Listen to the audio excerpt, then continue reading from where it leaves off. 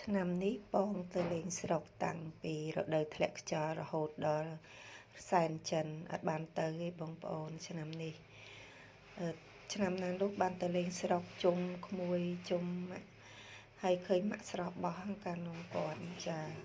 អត់បានទៅស្រុកតែទៅកន្លែងដែលចូលចិត្តដូចឃើញរូបភាពដែលមានសម្ភារៈប្រើប្រាស់កាលមុនចាហើយទៅដល់ទៅកន្លែងហ្នឹងមានរៀងស្ងប់ស្ងាត់ដល់ចាទៅញ៉ាំអីផង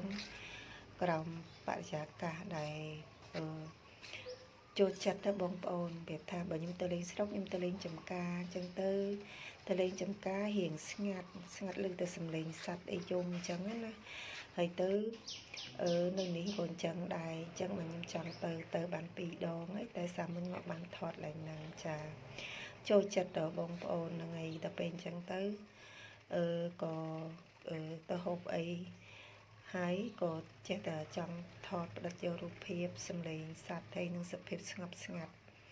កន្លែងដែលប្លែកភ្នែកប្លែកអារម្មណ៍អញ្ចឹងណាចាកន្លែងនេះផ្ទះដូចខ្ញុំនិយាយវីដេអូមុនអញ្ចឹងដូចផ្ទះនៅបរទេសចាកន្លែងអញ្ចឹងគេធ្លាប់នៅកោះពេជ្រចានៅកោះពេជ្រក៏មានគេមានផ្ទះរបៀបផ្ទះបារាំងផ្ទះអាល្លឺម៉ង់អីចឹងបងប្អូនហ្នឹងខ្ញុំធ្លាប់មានរូបភាពការខ្ញុំថតនៅកន្លែងម្ដុំកោះពេជ្រដែរ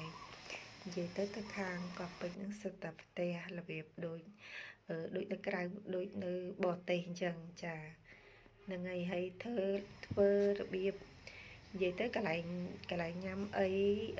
មានតាមបែបផែនផ្សេងគ្នារបៀបរ៉ូម៉ាន់ទិករបៀបខ្មែរចាហើយរបៀបដូច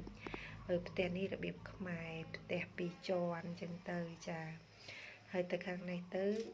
មានតុសម្រាប់ញ៉ាំអីហ្នឹងបងប្អូនយើងទៅញ៉ាំអីឆ្ងាញ់ចាមានសពមុខកាទៀវមានបាយមានអីឆ្ងាញ់មុខអីក៏រៀងឆ្ងាញ់ដែរអញ្ចឹងយើងចង់អង្គុយកន្លែងណាចូលចិត្តកន្លែងណាយើងក៏មងក៏បានទៅដល់ឃើញទន្លេកន្លែងណាយើងទៅអង្គុយញ៉ាំក៏បានដែរនៅទួលកាហ្វេផ្លូវទៅប្រសិទ្ធទៅបងប្អូនចាខ្ញុំស្រឡាញ់ចូលចិត្តកន្លែងហ្នឹងមិនចេះចង់ធ្វើវីដេអូម្ដងហើយម្ដងទៀតទៅបងប្អូនដោយសារបានទៅលេងស្រុកផងនឹកស្រុកនឹកផ្ទះនឹកម៉ាក់ចាចិត្តបងនឹកចំការធ្លាប់ទៅលេងដល់ពេលអញ្ចឹងខ្ញុំចេះតែនឹកចង់ធ្វើវីដេអូចាហ្នឹងនេះរូបភាពកាលមុនខ្ញុំទៅថតនៅកោះពេជ្រគេធ្វើប្លង់មិញហ្នឹងរបៀបដូចផ្ទះនៅបរទេសផ្ទះប្រាំងផ្ទះនៅស្រុកក្រៅអញ្ចឹងណាចាបងប្អូនអរគុណច្រើន